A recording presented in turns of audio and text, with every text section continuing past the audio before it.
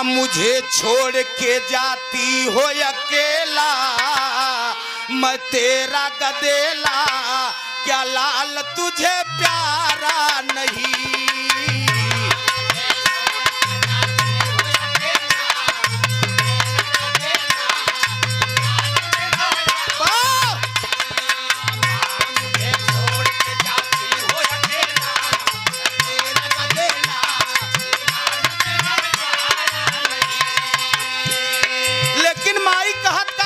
जी सोचा था देखे सरच के जब बेटा के झलक तब कहत माँ का कहता।